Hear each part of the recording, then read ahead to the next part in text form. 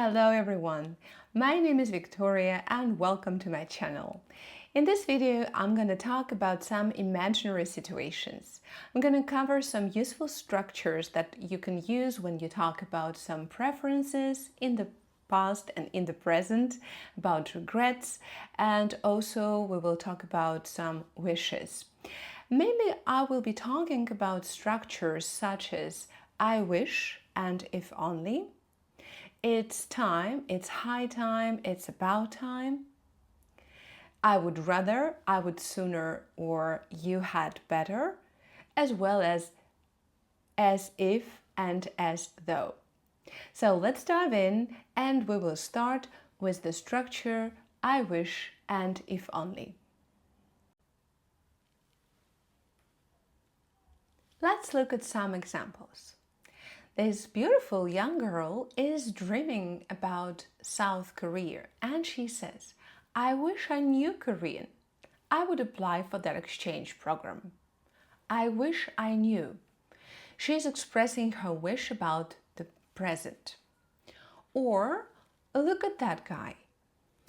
He had been working the whole night on his project and something happened.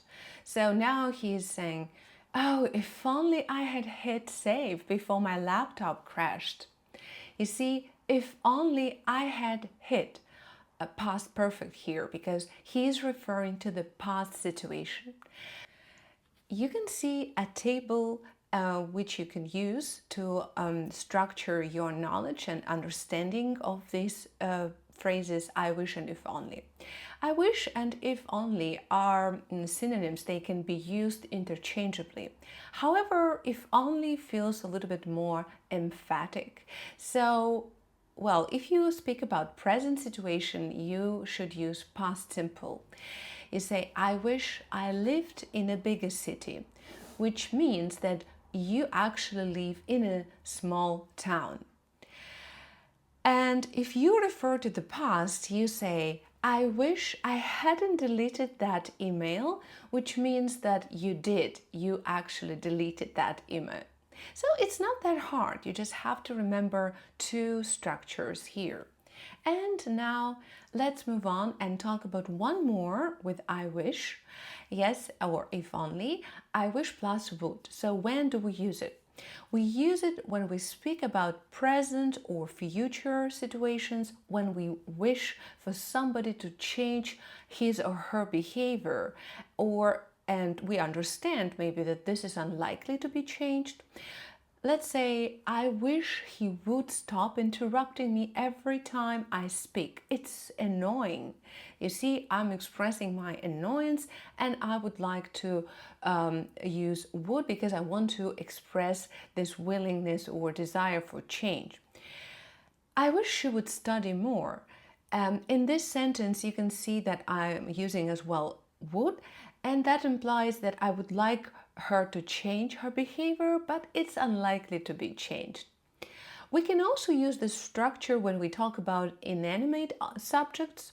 So I wish this printer would stop jamming every 5 minutes because it's irritating. So now you understand how and when you can use I wish and if only sentences. Let me show you one more example. I wish I was or I were taller. I just want to highlight that when you use pronouns I or he, she, it, third person singular, in I wish if only structures, you can use either was or were, form with all subjects. Okay, just keep in mind. It's quite similar to those of conditional sentences. Well, I hope you understand the rules, and now let's practice. You sent a message to the wrong person, and you say,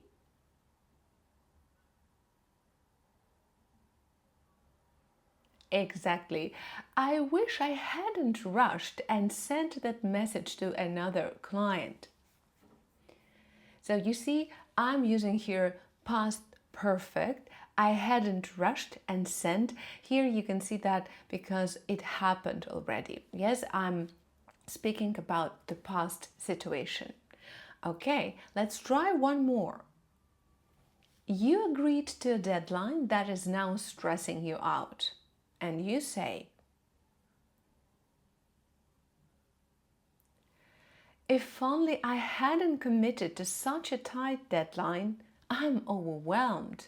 Now, again, in this example, you can see that we're using past perfect. I hadn't committed to such a tight deadline because I actually did. Now, let's look at some present wishes. You always feel overwhelmed in meetings and rarely speak up. So you say,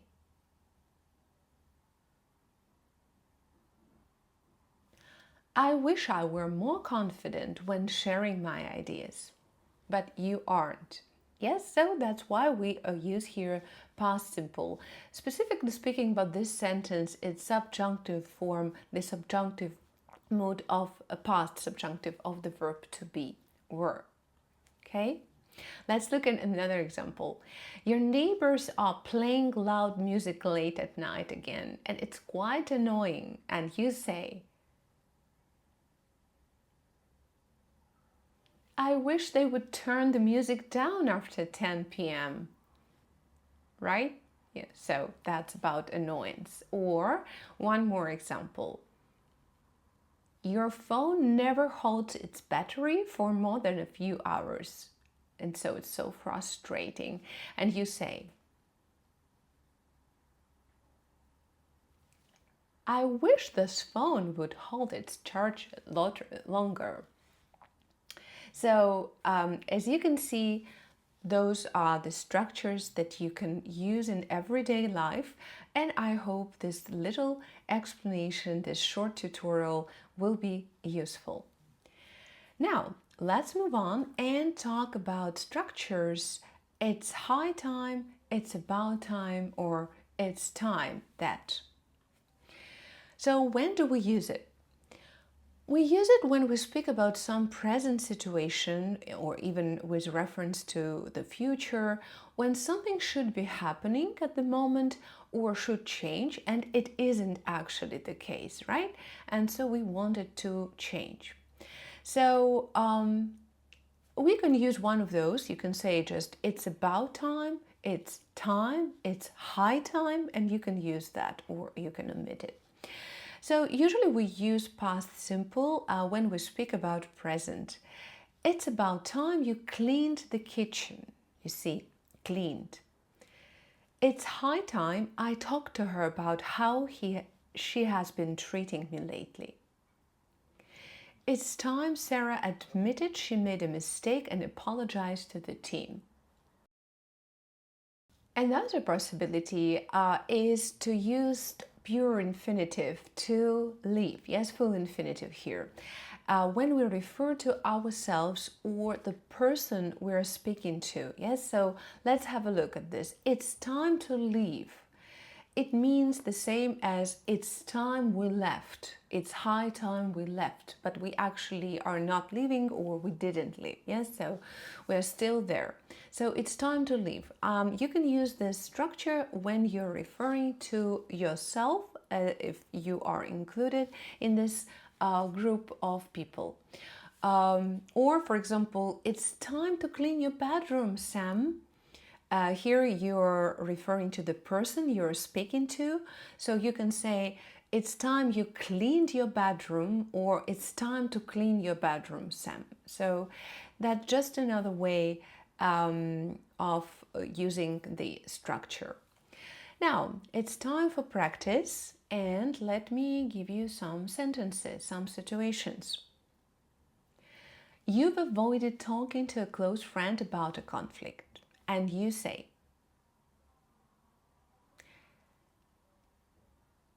it's high time I had an honest conversation with her. You feel it's necessary. Or, let's say this situation, your internet has been unstable for weeks despite multiple complaints, and you say,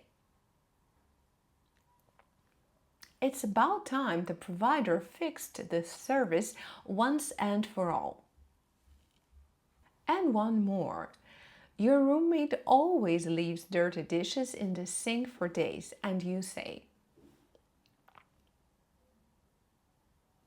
it's about time you started cleaning up after yourself. So now let's move on and talk about structures that you can use when you express preferences.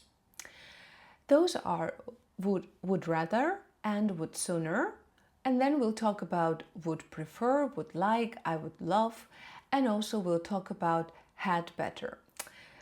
So let's talk about would rather, would sooner plus infinitive, bare infinitive. So as you can see in this table, we can use the structure when we are referring to the present situation. And in this case, the subject of the first sentence of the first part, I'd sooner, this preference, and the subject of the second part of the sentence is the same, which means that this is the same person. I'm speaking about my own preference. I'd sooner walk than take the crowded bus during rush hour. You see, one subject, one person, I, right? I'd sooner walk than take. Which might be easy because we use it quite a lot in spoken language. When it comes to the past situation, you use the same structure, I'd sooner or I'd rather, and then you shall use perfect infinitive. I'd sooner have taken the risk than missed the opportunity completely. So here you can see perfect infinitive because it contains auxiliary verb have and past participle of the base verb, of the main verb. So I'd sooner have taken the risk than missed the opportunity completely. You can see in the second part after then, we do not use have, we can just use past participle. Okay, so that's the situation that we are talking about the same subject, remember. So let me show you some examples. I would rather or sooner plus infinitive structure. I'd rather stay late today and finish everything than stress about it tomorrow. Quite logical. So you see, stay, finish, then stress. Yes? Okay. Or when we speak about some past event, but you cannot change it, you say, I'd sooner have booked the flight earlier than paid double last minute. However, you cannot change it. You just speak about your preference in the past that you actually didn't use or you didn't do it. Yes. So I would rather, it sounds more natural, I would say, but sooner can be also used. I'd rather have booked the flight earlier than paid double last minute. So these are two examples of this structure. Now let me show you one more structure with I'd rather or I'd sooner, which requires slightly different rules. When we talk about present situation and we are expressing our own preference, but we are referring to somebody else, and we want this person to do something, we would say, I'd rather or I'd sooner he took responsibility instead of blaming others. What you can see here is that I'm using past simple while talking about the present situation. That's the rule that you should apply if you have two different subjects in this sentence. Well, when you speak about the past situation, you should use past perfect.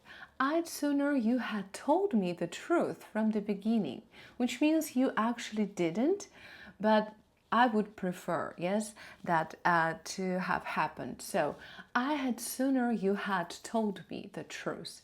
So just keep in mind, when you speak about present, you shall use past simple, and there are two different subjects, yes?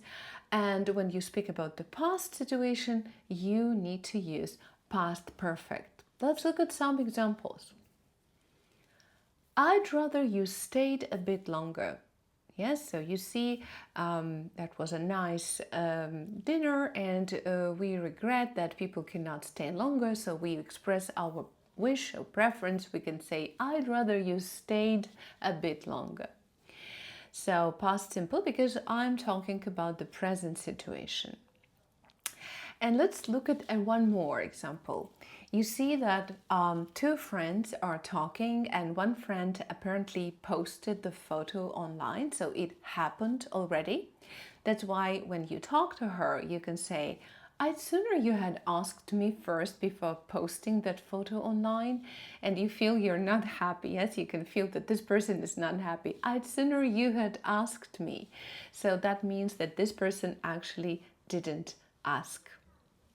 Okay, I hope these two structures are more or less clear at this moment, and definitely you have to practice.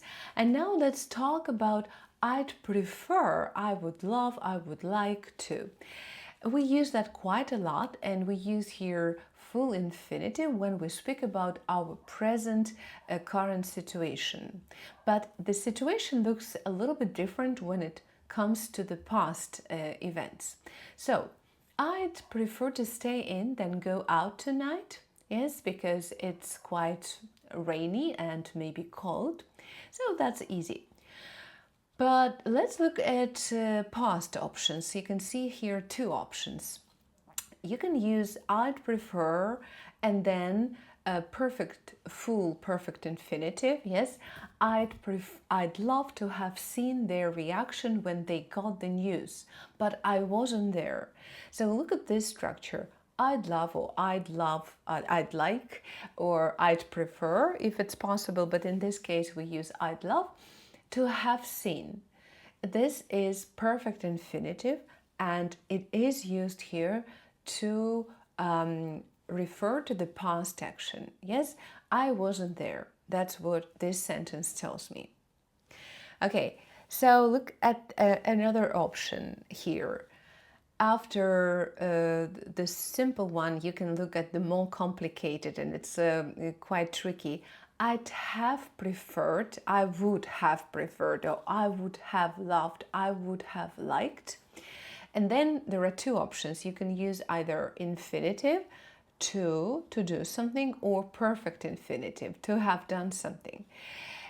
So I would have loved to have seen or to see their reaction when they got the news. Yes, so here it's more complicated, but I just want to show you that all these structures are possible. So you can either use a perfect infinitive in the first part, and in the second part, I'd have preferred to have seen, which is unlikely to happen in spoken language, but you just have to know that it's possible in written language. And specifically, I'm talking about exams and some tests. They might include such structures, but also you just have to know that it's plausible and it exists in English language. So take some time, read this more, and look at the table. Try to create your sentences. Now let me show you some examples. Yes, more examples. For instance, we can also, we use this, we can insert between the structure I'd like, we can insert the person, the pronoun. Yes, I'd like you to come with me to the exhibition this weekend. We can also use the pronoun in between the structure, which is quite straightforward, I believe. Yes. Or if you're talking about the past situation, as I showed you before, you can use, you should use a perfect infinitive.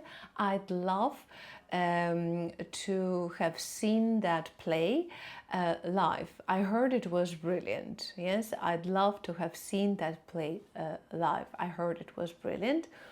Okay. And now let's move on to this complicated structures with perfect infinitives in both cases. I'd have preferred to have stayed in a quieter hotel. The noise kept me up all night. Yes, or you can also say, I'd have preferred to stay in a quieter or at a quieter hotel. The noise kept me up all night. But as I mentioned, these are quite long and complicated sentences, so I wouldn't worry using them in spoken language, but they're useful when it comes to examinations, which will be about had better structure. Had better we use plus bare infinitive when we speak about present or future, and we use it to express some advice. It's like should, yes? Sometimes we can use it when it's kind of warning or even urgent suggestions. Let's look at some sentences to clarify it. You'd better leave now if you don't want to miss the train. So it's kind of strong advice. Yes, you should leave now if you don't want to miss the train. We'd better check the weather before heading out. Yes, it's also strong advice here. A little bit of criticism, maybe. He'd better not forget our anniversary again. And you can see not, negative particle, not is used before bare infinitive. So that's how you can use it. Now look at this example.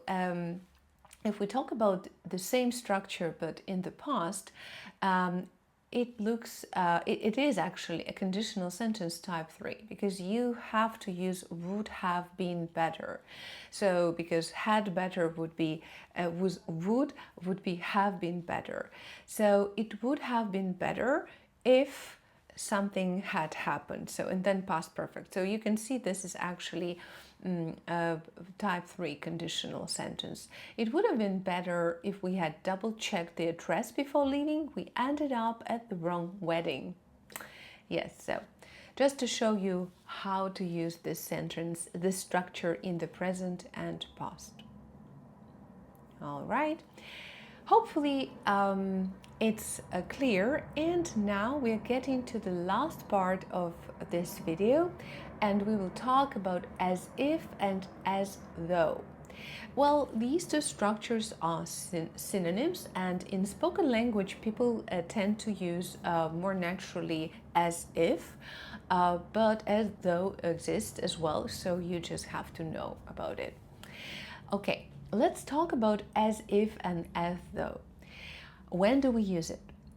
When we use it in two situations. When we speak about unreal comparison, let's say unreal comparison in present or past, and we know that this situation is untrue. Let me show you some sentences so that it makes more sense. Look at this first part, present. He talks as if he owned the company. You see, he talks as if he owned. Here, I'm speaking about the present situation, yes, unreal comparison to the present situation, and I know that he doesn't own the company. So to show it, I'm using past simple here. Yes, you can see. So that's how you should create your sentence. Well, if you are referring to some past action, you can use past perfect or past simple. So in spoken language, people tend to use past simple, but in written language, if you have, again, a test or an exam, you might use a past perfect. You might be required to use past perfect. For example, he looked at me as if I had betrayed him. Yes, but we know that I didn't betray him, and this is like known to be untrue. His kind of, speculations about my actions. So let's discuss this one a little bit. You could say he looked at me as if I betrayed him, or to emphasize that this action happened before betrayal. You can use, or you are recommended to use past perfect as if I had betrayed him. So That's when we speak about unreal comparison in the present or in the past. And what is essential is that we know that this is untrue situation. Yes, he doesn't own the company in present, and I didn't betray him, and that's why I know it's not true. Now let's look at this second part. You here you can see here present simple, present perfect, or even present perfect continuous, right? So when we speak about some likely or possible situation in present, but we yet don't know if this is true or not, we are just hypothesizing. So hypothetically, we can assume that it's likely to be true. We shall use present perfect or present simple, or even present perfect continuous. You can see here. Let's look at these examples. He looks as if he has been working all night. We can see he's quite tired, exhausted, and probably that's my speculation. It's possible, yes, because he looks tired, but I'm not sure. I don't know. So that's why I'm not using here past form. I'm using here present, but present perfect continuous to demonstrate that it was in progress. They act as if they really care. They act as if they really care. Yes, you see, they might care, really. I don't know. So that's likely to be true. In both sentences, we use present tenses, and that's the way to create such structures. Let's look at more examples, right? And compare them. Look at this sentence, the same one, but I'm using here two different tenses, and that implies slightly different context. He talks as if he owned the place. I'm using past simple if I know that he doesn't own it. Yes, it's unreal comparison, so that's why I'm using here past simple. I know that he doesn't own. But if I'm not aware of the fact, I don't know this person well, I can say he talks as if he owns the place, so he might be an owner, yes? And that's quite clear. I'd like to mention that instead of as if, you can use like, yes? So he talks like he owns the place, which is more likely to be used in colloquial language. So just you're aware of that like can be used instead of as if. Let's look at some past situations. He behaved as if he had won the lottery, but I know that he hadn't. Yes? So here past perfect, as I explained before, because I am aware of the situation. And let me show you one more example with the verb to be here. Just to emphasize some point. She speaks to me as if I were a child.